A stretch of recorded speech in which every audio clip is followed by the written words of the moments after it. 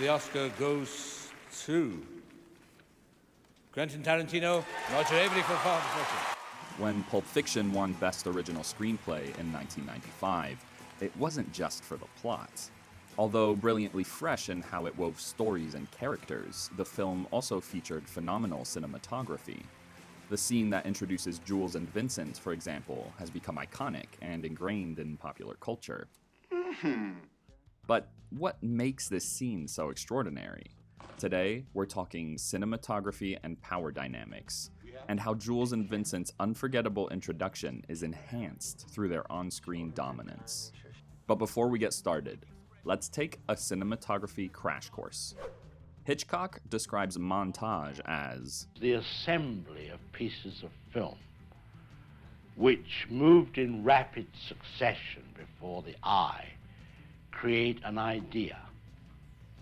Today, we'll see that although the dialogue pushes and pulls us in different directions, the cinematography makes the journey of this scene very clear. Now, onto the rule of thirds. It's the golden rule of composition, which is used for painting, drawing, photography, and film.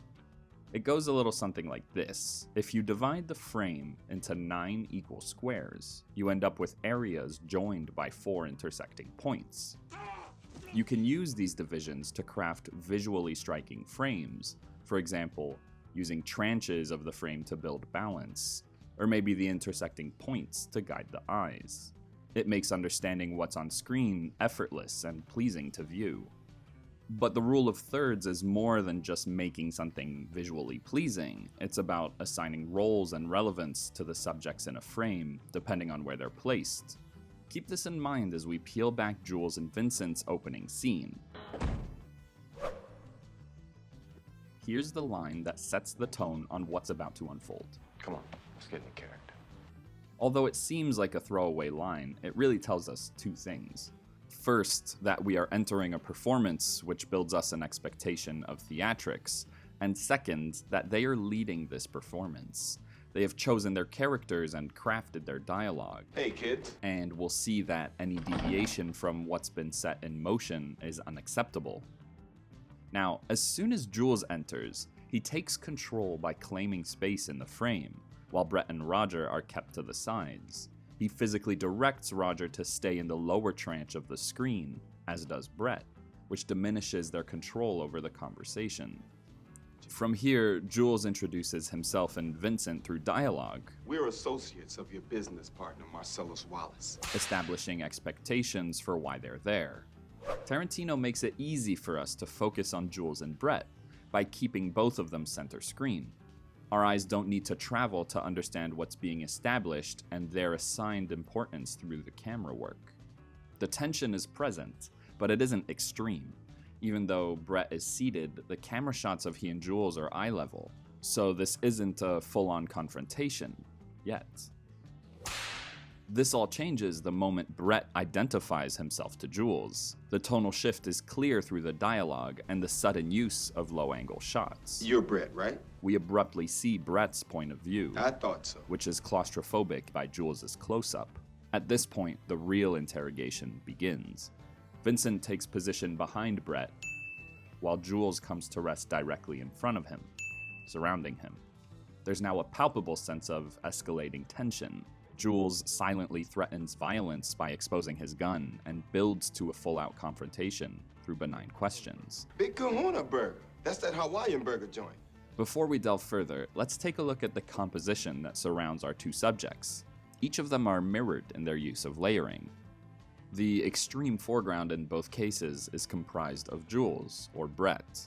The foreground includes Big Kahuna in some shape or form, and the middle ground contains our subjects.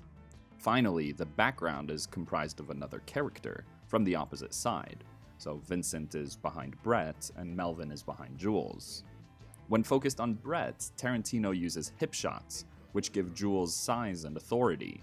However, when focused on Jules, we're using low angle, which again plays to his dominance relative to Brett. Now that each subject has near equal framing, dominance becomes all about claiming space. This is first done when Jules eats Brett's food. You mind if I try one of yours? Him asking for permission is rhetorical. When he grabs the food, he's invading Brett's shot, invading space that doesn't belong to him. While talking to Vincent, the low angle eases up, as Brett isn't the main focus of conversation.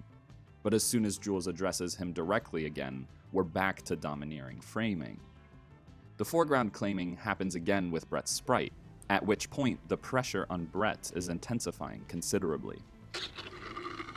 Look at the two shots of Jules claiming his food. Notice anything? The hip shot is considerably lower, hiding Vincent's head, and even Brett's head is touching the top of the screen. We're literally shown the pressure Jules is exerting on him. This isn't friendly food sharing, it's Jules flexing his dominance. He continues his interrogation by addressing Roger, and again claiming the frame for himself. When Melvin responds out of turn, Jules' reaction is explosive. He isn't willing to give up a single ounce of control. While Vince fumbles for the briefcase in the background, we remain focused on Brett. We're forced to experience Brett's anxiety rather than Vincent's actions. Now, during the dialogue between Vince and Jules, Tarantino lets us breathe a little. We're given more negative space to play with and are back to medium shots, which helps us feel a little more neutral. We move to Vincent's point of view as Brett tries to bargain. Brett tries to reclaim space and height when negotiating, but Jules forces him back down the frame. Notice how Roger and Melvin are still confined to where they were when the scene began, at the extreme edges. They're inconsequential, almost objects that are part of the background rather than characters. As soon as Jules executes Roger, we're thrown right back into his authority, seeing things from Brett's point of view. We're given close-ups of Brett with Jules stalking in the foreground, again invading frame, almost like a wolf stalking his prey. And this brings us to the final famous act of this scene. Jules' closing line of questioning is purely rhetorical and catches Brett off guard. What does Marcellus Wallace look like? At this point, Jules completely claims Brett's space. He violently removes the table and the food that separated the two. The script notes mention that Brett now sits in a lone chair like a political prisoner in front of an interrogator.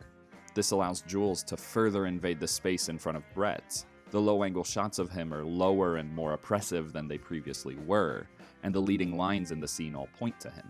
Jules' governance over the current situation really touches godliness. The hip shots of Brett now have a full third of them dedicated to Jules. Vincent is also invading the frame from the right, closing in on our poor subject. Tarantino builds this overwhelming sense of claustrophobia as Brett frantically tries to answer Jules' questions. When he starts to respond, we're given a second of respite, of hope that he might talk his way out of this. But Jules' question again catches him off guard, emphasized through this close-up. Does he look like a bitch? And after shooting him, Jules leans even further into him. It's at this point that we realize there really is no hope for Brett. Jules and Vincent are bringing their performance to its pinnacle. Jules quoting Ezekiel reads like a last rite, while Vincent pulls out his gun. For the first time, Jules creates distance between himself and Brett. Much like the quote states, he and Vincent are divine executioners, balancing the injustice Brett has caused. And you will know my name is the Lord when I lay my vengeance upon thee.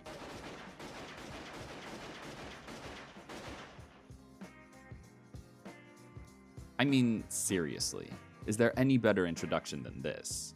In keeping the dialogue simple and the cinematography strong, Tarantino creates a dominant, uncomplicated power dynamic that sets the tone for Jules and Vince's characters for the rest of the film. Thanks for watching. If you enjoyed the video, please do consider subscribing. It helps a lot. Until next time.